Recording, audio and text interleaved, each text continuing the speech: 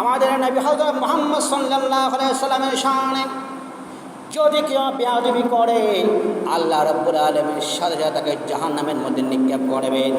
আল্লাহ রাব্বুল আলামিন 30 পারা কুরআন মধ্যে ইরশাদ করেছেন, ওয়া মান ইয়াসিল্লাহা ওয়া রাসূলাহু ওয়া ইয়াতাআদ্দা হুদুদাহু ইউদখিলুহু নারান খালিদান ফিহা। এই আমার বান্দা শোনো, তোমাদের মধ্যে যে ব্যক্তি আমি আল্লাহ এবং আমার হাবিব মুহাম্মদ সাল্লাল্লাহু আলাইহি ওয়াসাল্লামের শানে বেয়াদবি করবা, তোমরা যদি সীমা লঙ্ঘন করে ফেলো তাহলে আমি আল্লাহ তোমাদেরকে জাহান্নামের মধ্যে নিক্ষেপ করবো। জুড়ে বলেন নাউযুবিল্লাহ। এজন্য যে ব্যক্তি আল্লাহ এবং রসুলের শানে যে ব্যক্তি বেয়াদবি করবে তার স্থান হচ্ছে সরাসরি জাহান্নাম। জোরে বলেন নাউযুবিল্লাহ। আল্লাহুম্মা সাল্লি সাইয়্যিদিনা মাওলানা মুহাম্মাদ ওয়া আলা আলি সাইয়্যিদিনা।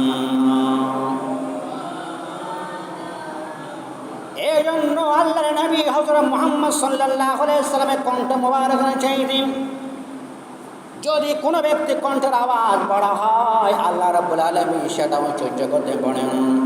এই জন্য আল্লাহ রাব্বুল আলামিন 30 পারা কোরআনের মধ্যে বলেছেন, ইয়া আইয়ুহাল্লাযীনা আমানু লা তারফাউ আসওয়াতাকুম ফাওকা সাওতিন নবী ওয়া লা তাজহারু লাহু বিল কাওলি কাজহারি বা'দিকুম লিবা'দ আতাহবাতা আমালুকুম ওয়া আনতুম লা তাশউরুন।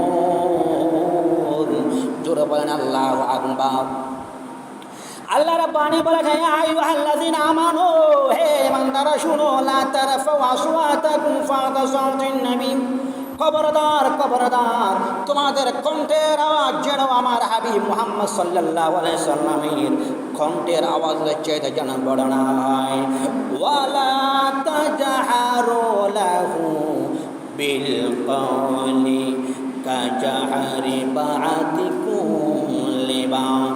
খবরদার খবরদার তোমরা একজন অপরজনের সামনে, তোমরা এক বন্ধু অপর বন্ধুর সামনে যেভাবে কথাবার্তা বলো, খবরদার তোমরা ওইভাবে আমার হাবিবের সামনে কথাবার্তা বলবা না। আতাহবাত আমালুকুম ওয়া আনতুম লা তাশউরুন। যদি আমার হাবিব মুহাম্মদ সাল্লাল্লাহু আলাইহি ওয়াসাল্লামের শানে যদি সামান্য পরিমাণ যদি বেয়াদবি হয়ে যায় তাহলে শোনো শোনো তোমাদের জিন্দেগির আমলগুলো আমি আল্লাহ বরবাদ করে দেব। জোরে বলেন নাউযুবিল্লাহ। আমার আল্লাহ আমাদের নবী তো জাহানের বাদশা নবী হযরত মুহাম্মদ সাল্লাল্লাহু আলাইহি ওয়াসাল্লামকে বেশি মহব্বত করেন। কেউ আমার হাবিব মুহাম্মদ সাল্লাল্লাহু আলাইহি ওয়াসাল্লামের শানে বেয়াদবি করবে, আল্লাহ বলেন আমি এটা সহ্য করতে পারি না। জোরে বলেন সুবহানাল্লাহ। এই জন্য আমার সম্মানিত মুসলমানেরা গভীর মনোযোগ, আল্লাহর নবী হযরত মুহাম্মদ সাল্লাল্লাহু আলাইহি ওয়াসাল্লাম কি নিজের প্রাণের চেয়ে বেশি মহব্বত করা লাগবে যতক্ষণ পর্যন্ত আমাদের নবী তো জানের বাদশা নবী হযরত মুহাম্মদ সাল্লাল্লাহু আলাইহি ওয়াসাল্লাম নিজের প্রাণের চেয়ে বেশি মহব্বত করবেন না ততক্ষণ পর্যন্ত পরিপূর্ণ ঈমানদার হতে পারবে না। জোরে বলেন আল্লাহু আকবার।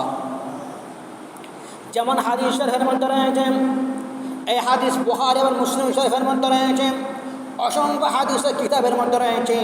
আন আনাস রাদিয়াল্লাহু তাআলা আনহু قال قال رسول الله صلى الله عليه وسلم, বিখ্যাত সাহাবী হযরত আনাস রাদিয়াল্লাহু তাআলা আনহু থেকে বর্ণনা তিনি বললেন, আল্লাহর নবী তো জাহানের বাদশা নবী হযরত মুহাম্মদ সাল্লাল্লাহু আলাইহি ওয়াসাল্লাম ইরশাদ করেছেন, লা ইউমিনু আহাদুকুম হাত্তা আকুনা আহাব্বা ইলাইহি মিন ওয়ালিদিহি ওয়া ওয়ালাদিহি ওয়ান নাস নাসি আজমাইন, এই আমার উম্মত শুনো, তোমরা ততক্ষণ পর্যন্ত পরিপূর্ণ ইমানদার হতে পারবে না যতক্ষণ পর্যন্ত তোমরা আমি নবীকে তোমাদের মা বাবার চাইতে, তোমাদের সন্তান সন্ততির চাইতে, এমনকি সমস্ত আত্মীয় স্বজন থেকে, সমস্ত মানুষ থেকে যতক্ষণ পর্যন্ত তোমরা ভালোবাসবে না ততক্ষণ পর্যন্ত তোমরা পরিপূর্ণ ইমানদার হতে পারবে না। জোরে বলেন আল্লাহু আকবার। ইয়া রাসূলুল্লাহ, ইয়া হাবিবাল্লাহ, ইয়া রাসূলুল্লাহ, তুমি জীবন তুমি মরণ, আদার ঘরে তুমি আপন, তুমি জীবন তুমি মরণ, আদার ঘরে তুমি আপন, তুমি মদের পাড়ের তরি, তুমি নিদানের তরানে ফালা। ইয়া রাসূলুল্লাহ, ইয়া হাবিবাল্লাহ, ইয়া রাসূলুল্লাহ, আল্লাহুম্মা সাল্লি সাইয়্যিদিনা মাওলানা মুহাম্মাদ আলা আলি সাইয়্যিদিনা।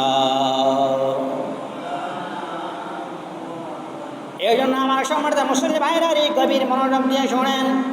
আল্লাহর নবী তো জাহানের বাদশাহ নবী হযরত মুহাম্মদ সাল্লাল্লাহু আলাইহি সাল্লাম কি একদিন হযরত ওমর রাদিয়াল্লাহু তাআলা বলেন, ইয়া রাসূলুল্লাহ, ইয়া হাবিবাল্লাহ, আমি আপনাকে সবচেয়ে বেশি মহব্বত করি ইয়া রাসূলুল্লাহ, ইয়া হাবিবাল্লাহ, তবে আমি আপনাকে আমার নিজের প্রাণের চেয়ে বেশি মহব্বত করি না। সাথে সাথে আমার নবী বললেন, ওগো ওমর, তুমি এখনো পরিপূর্ণ ইমানদার হতে পারো নাই।